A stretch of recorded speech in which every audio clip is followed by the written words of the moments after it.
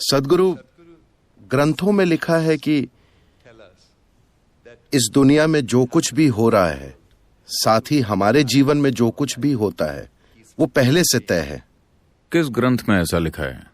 कम से कम मैंने यही सोचा कि कुछ चीजें करना हमारे भाग्य में लिखा है, चाहे जो हो जाए। अगर ये सच है तो हमारा किसी न किसी दिन मरना भी तय है, तो दुनिया में हमारे जैसे लोगों का क्या काम है?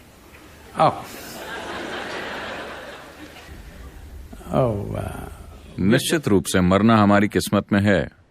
लोग आकर मुझसे कहते हैं, सदगुरु ये आदमी मेरा दुश्मन है, मैं उसे सहन नहीं कर सकता। मैं कहता हूं बस इंतजार कीजिए, वो मर जाएगा। आपको कुछ नहीं करना है, बस इंतजार कीजिए, बस धीरज रखिए। तो मरना तय है। हाँ, मगर मुझे नहीं लगता कि किसी भी ग्रंथ ने इस बात का जिक्र किया है कि आपका जीवन पहले से तय है या पहले से निर्धारित है। यह विचार विदेश से आया है। आपको समझना होगा कि इस संस्कृति की मूलभूत प्रकृति क्या है, इसकी जड़ें कहाँ हैं।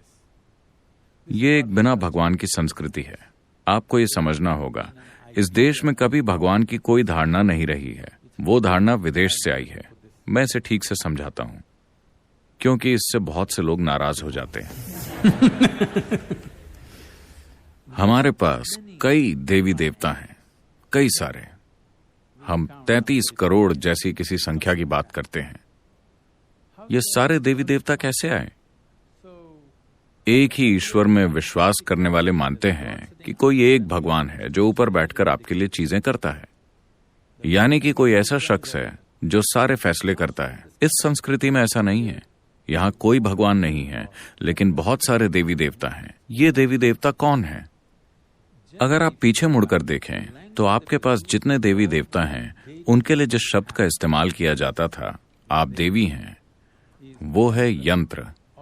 उन्हें हमेशा यंत्र कहा गया। यंत्र शब्द का अर्थ है मशीन या उपकरण या औजार। जब मैं हमारे योगिक मंदिरों को उपकरण कहता हूं तो लोग आहत हो जाते हैं। सदगुरु ऐसा मत कहिए, ये हमें अपने जीवन से भी प्यारा है। मैंने कहा, अगर आप इससे आहत होते हैं तो आप आश्रम आइए। मैं आपको आश्रम में प्लम्बिंग का काम दूंगा, बिना किसी उपकरण के। आप अपने नाखूनों और दांतों से 3 दिन तक आश्रम में प्लम्बिंग कीजिए। 3 दिन के बाद मैं आपको एक चेन रेंच या स्पैनर दूंगा। आप उसकी पूजा करेंगे या नहीं? आप उस औजार की पूजा करेंगे या नहीं, अपने सारे दांत खोने के बाद? तो औजार की ताकत, हमने उपकरण या औजार की ताकत को हमेशा से जाना है। हम इंसानों के रूप में इस धरती पर जो कुछ हैं, वो उन औजारों की वजह से हैं जो हमने बनाए हैं। अगर हमारे पास औजार नहीं होते तो एक कुत्ता भी हम पर हावी हो जाता है ना? हाँ या ना? It's only because of the tools human beings have become who they are. केवल औजारों के कारण ही इंसान वो बन पाया है जो आज वो है।